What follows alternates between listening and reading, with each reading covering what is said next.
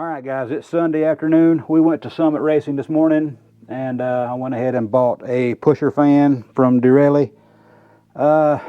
We got back, started draining the coolant because I was going to have to put a new thermostat in there anyway because I had a 160 in there, and I think that's just too cool. It just won't hold coolant in the radiator long enough. So I was just, like I said, I'm just throwing the kitchen sink at it right now.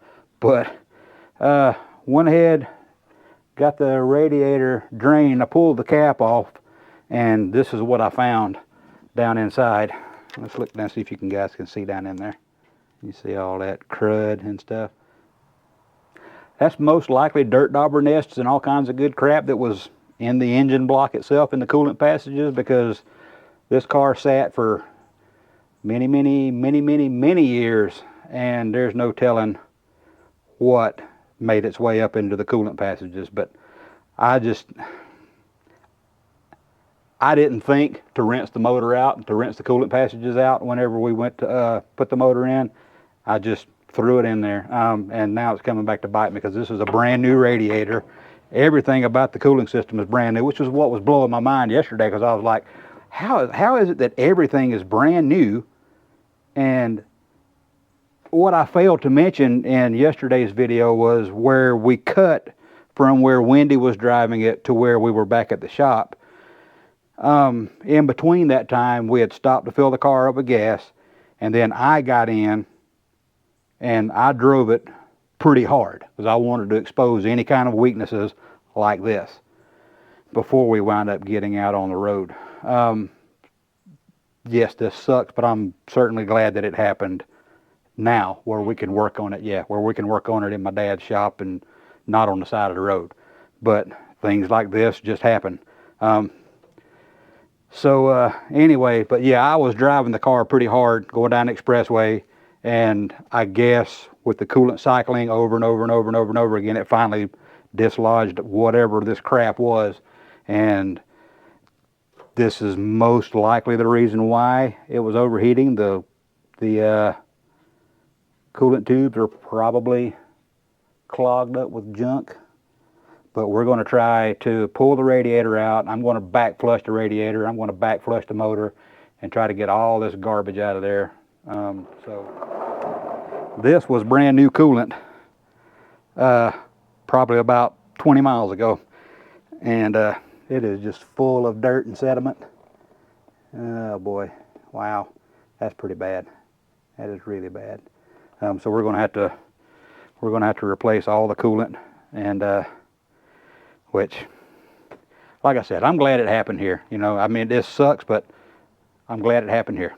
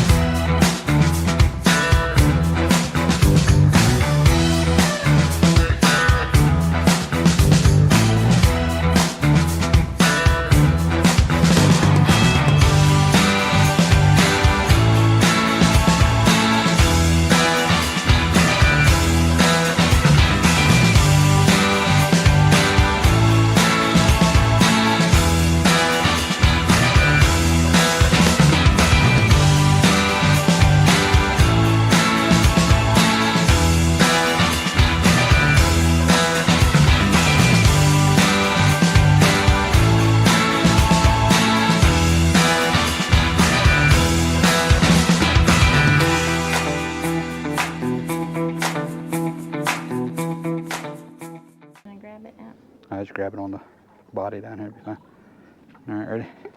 Let's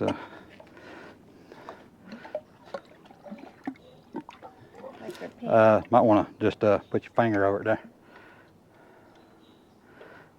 There you go.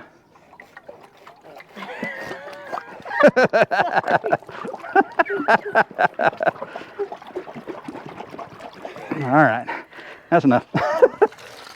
Oh. Oop, Oh, sorry. Right on the microphone. Oh, no, I missed it. It missed it. Oh, boy. The things we do to entertain you guys. So I just put the magnet down inside there, and it got all of this out. Yeah, boy, that's a lot of crud. Ugh. So we're gonna go try to get some more out. Let me put a little more water in there.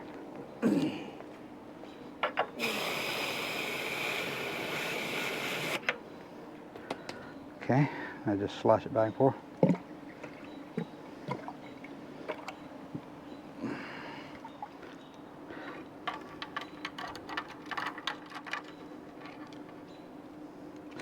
I got some more out of there. You gonna see if they'll do on this side too? Yeah, we'll do that too. Not as bad as the first and second time. Let's see here. Not too awfully bad. All right, let's rinse it out one more time.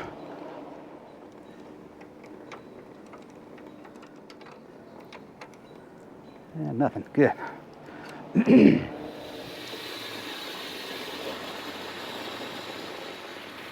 Oh, we may have averted disaster there.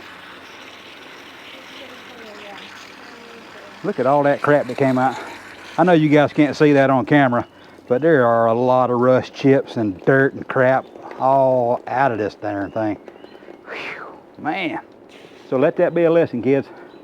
If you find an old engine, make sure you rinse the dirt dauber nest and rust out of it before you put it in your car. Okay, guys, we got it all back together. That was a lot of crap to come out of this thing. I was not expecting that at all. Luke over at Rusty Nuts Garage, he suggested that I fill it with water and CLR and put it through a couple of heat cycles, and that should help get the rust and stuff out of here. So we're going to try that, and I really appreciate that tip. I'd have never thought of that. If you guys haven't seen his channel, Rusty Nuts Garage, go check him out. He's a pretty cool dude. I'm going to come back tomorrow with the CLR, fill it with some water, and like he said, put a few heat cycles through it and drain it, and then see what we've got. So we went ahead and mounted the new Durelli fan.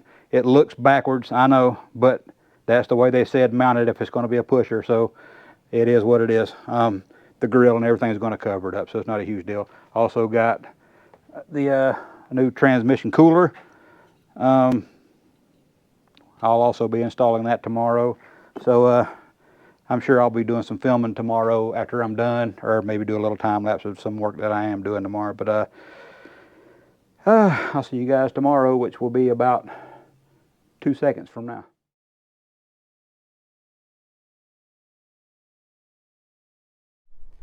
Hey guys, I drove the car to work today. We thrashed on it last night to get it put back together. We put in electric fan, put in a external transmission cooler. The car ran great. It's like 85 degrees today. The car sat here and idled for probably 10 minutes. Started getting a little high on the temperature, around 200, and I was like, well, what's going on here? So I checked out the electric fan, and for some reason it had blown the fuse for the electric fan. So once I put a new fuse in it, the fan kicked on, dropped the temperature down to 120. So I think we've got a handle on this. So I think that's going to do it for this episode. Thanks for watching, and check back with us later. Thanks.